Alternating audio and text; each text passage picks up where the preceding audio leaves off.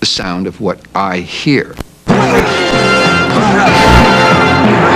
When I started working on the picture, I was taking a lot of 8mm film of the rehearsals, and then I would play it back with some Beethoven, and I would play that for Bill. I said, that's the kind of sound I want, because I think it will move up the boxing. The theme from Rocky has nothing to do with the Eroica Symphony of Beethoven, of course. But earlier we were talking about what heroic music is. And I hear brass, and I hear loud when it's time to go into battle. A cena-chave é a sequência de treinamento quando a confiança e o talento de Rocky vêm à tona e o famoso tema e as canções de Conti se desenvolvem por inteiro.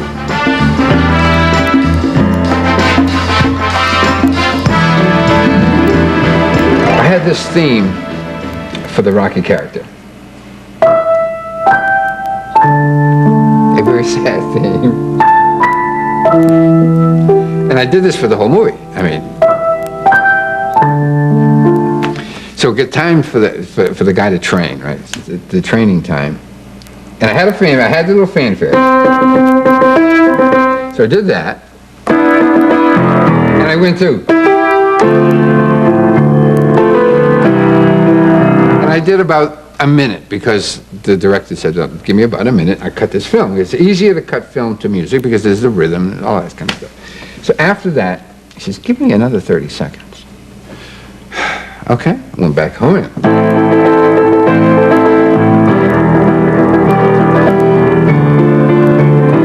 By the end, I've completely run out of ideas. He's running up the stairs. So the piece that was supposed to be a song that everyone thinks should be a song was actually these little bitty hunks that kept getting piled on each other. And at the end, you know, John says, you know, it's like he's standing up there jumping around. It's like he's going to fly. Bill, I said, gee, why don't you put some lyrics to that? Because it sure sounds like a song. John, it's your movie. You can say anything you want. About 10 minutes later, he and the lyricist had come up with some lyrics, and he and his wife Shelby and whoever else was in the studio got together and sang it. So the thing was a patchwork quilt of bits and pieces that became a song, quite accidentally, I might say.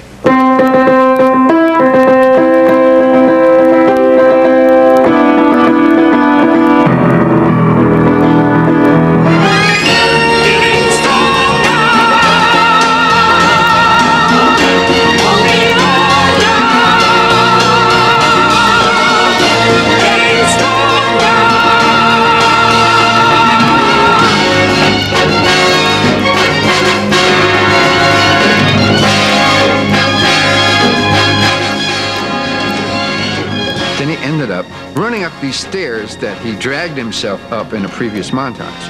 And in this great exultation, he's jumping up and down, with throwing his hands up. Now, if you really want to look close, I'll give you a little secret of what that last shot really is.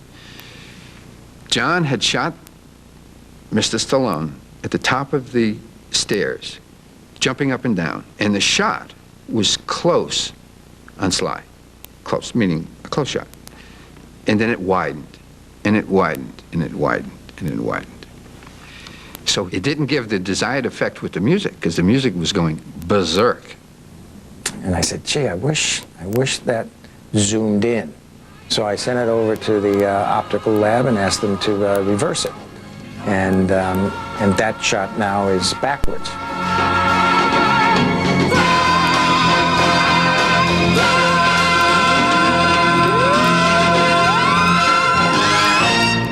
Music that moved people, meaning me, was the kind of music that I wanted to write. The music seemed to affect people, thankfully, and I know that from their reactions to letters that I received, that it helped people emotionally. As time went on, that dum-dum, da-da-dum, da-da-dum, da-da-dum just got people's attention, and it stirred their spirit, and whether they were jogging down the road or at a sporting event, that got the reaction that was needed. Barbra Streisand was doing the Academy Award show that same year in '77, where I was the musical director of.